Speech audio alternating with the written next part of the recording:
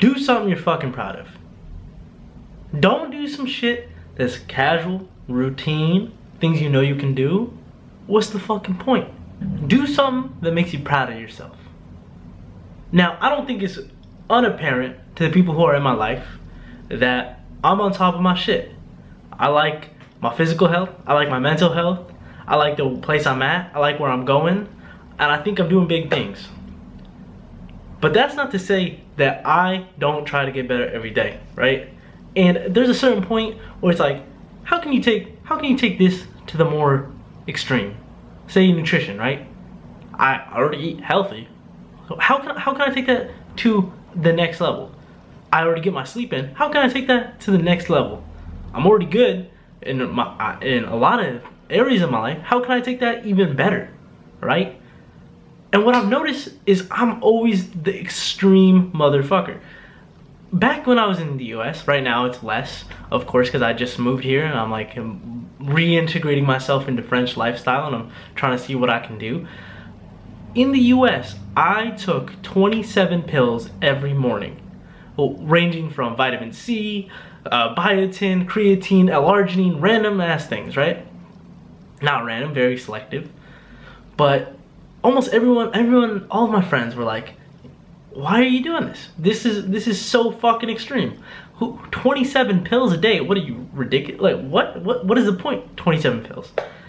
And my response to that is, yeah, it's fucking extreme. That's the fucking point. Why wouldn't I do something? Guess what? If I do extreme things, I'm gonna get extreme results. Brandon Carter said that shit. What a fucking man. Recently, I started journaling. I already meditate, but this is another thing that just adds to my mental health. What can I do more? Shit, I listen to fucking audiobooks when I work out. Yeah, it's kind of weird. Yeah, you're trying to get pumped and you're listening to like goddamn this monotonous ass voice in your head while you're lifting weights. But that's my shit. That's what I think is gonna take me to the next level. That's the thing that I think is the extreme. I think that is gonna give me extreme results. Yeah, I also check it out. Like, these are the things that I'm thinking about. These are the things. What can you do right now to push you to the next level? Shit, I'm already really good at working out. I have great stamina, but I love working out. That's my shit. But today, I was in my head, I was like, you know what? I'm gonna do fucking burpees today. You know when the last time I did burpees was? I think over 3 years ago. I haven't done burpees in 3 years. And I was like, you know what? Because I'm listening to this audiobook and he's talking about the burpee test and how he's living with a Navy SEAL, this man in the book. He's living with a Navy SEAL for about 30 days and it's pushing him to the extremes, like taking him through the ringer, doing crazy things that suck every day. That's the point of the book, is to do things that suck every single day to improve. And things that scare the shit out of you, that's the mentality, right? And in the book, he's like, there's a burpee test. The guy tells him he has to do 100 burpees in under 10 minutes, and that's good. Under 11 minutes is adequate. Under 13 or over 13, sorry, we gotta do it again. So in my head, by the way, this is after a chest workout, I'm like, okay, I'm gonna do this shit. And I thought of it mid-workout. I'm listening to this and I'm like, mid-workout, you know what? I haven't done burpees in over 3 years. I'm gonna do 100 burpees in under 10 minutes. And what happened was crazy. I've never felt this nervous in my life. I was like setting the timer and all of a sudden I started trembling. And mind you, I don't get fucking nervous. I haven't gotten nervous in a while. There's things that definitely make me nervous, but working out is definitely not one of those things that make me nervous. And so I'm in my head about it. I'm like, fuck. 100 burpees, 100 burpees, 100 burpees. I can do this. I can do this. I can do this. I've never burpee. Mind you, after workout, burpees, push up, jump, down, push up, right? 100 in 10 minutes. I'm gonna do this. I'm gonna do this. I'm in my head. I'm like, I'm gonna do this. I'm gonna do this. I'm gonna do this. And I start going. I'm going. I get 20 in the first minute and a half. I'm like, yeah, okay, this is easy pacing. I am dying. I am like huffing and puffing near the 8-minute mark. And I finally squeeze out the last 5. And there's 20 seconds left to 10 minutes. 20 seconds left to 10 minutes. And I bust them out. And I look at the clock and it's 10:06. And I am so fucking proud of myself. Holy shit. The feeling of fucking pushing yourself to that limit is just sexy, isn't it? It is just magnetic. I love that feeling. So this is what I'm gonna propose. Who are you? What do you want? What do you want to do? What are your goals? Or is what you're doing right now in line with what you want to be 5 years from now, 10 years from now? Do you know what kind of person you want to be? Think about that shit. And everyone will be like, well, yeah, I kind of know. Write the shit down.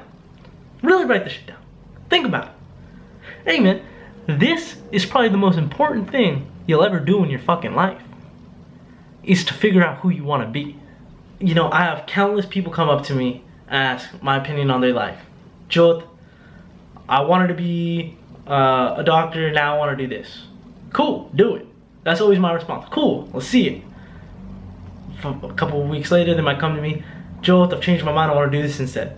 Okay, do that. And they're like, it's not that simple.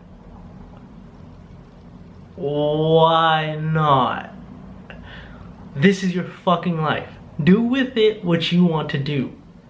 Don't ask for other people's opinion. Sure, you ask them, but it's your life. Make the executive decision. Who's gonna live this life? You or your mom? Think about this. People pay thousands of dollars to go to someone to realign them in their life. Oh, what should I be doing? I don't know.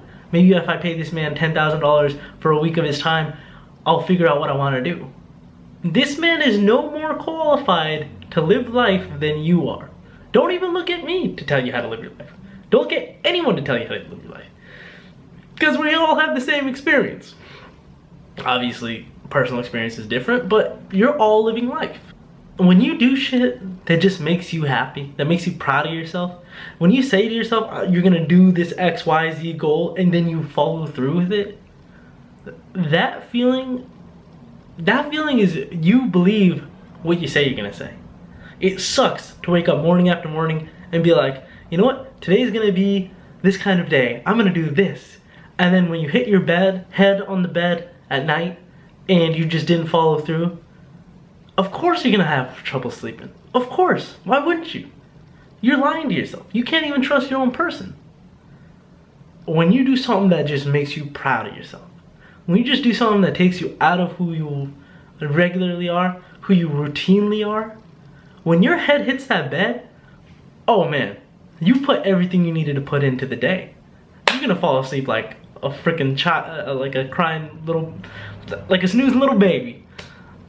And you might be thinking to yourself, well, Jyot, I want to take the advice from my friends and family because they're my friends and family. They matter to me the most. Well, if you haven't looked around recently, you should. Because what you'll notice is a lot of people aren't living the life you want to live. Maybe they are. Maybe I'm just wrong entirely. But think about this. How many people do you know are living the life you want to live? Do you want to be 40 and in the middle class? If you do, man, of course, follow their advice. This is great advice. He will teach you exactly how to become that person. But you wouldn't go to a bread maker to learn how to craft diamonds. That doesn't make any sense. Do whatever everyone else is doing, run the other way. What's the point? I came to France to teach French kids English. Everyone in my life's like, why are you doing that? Why can't you just work here? Well, no shit, I can work there. I speak English. I speak English very well. I can definitely work in the US. Why wouldn't I just take my gap year working at some Starbucks? Someone asked. Why would I?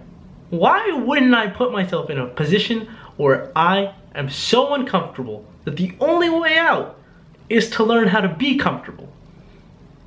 Think about it. Peace.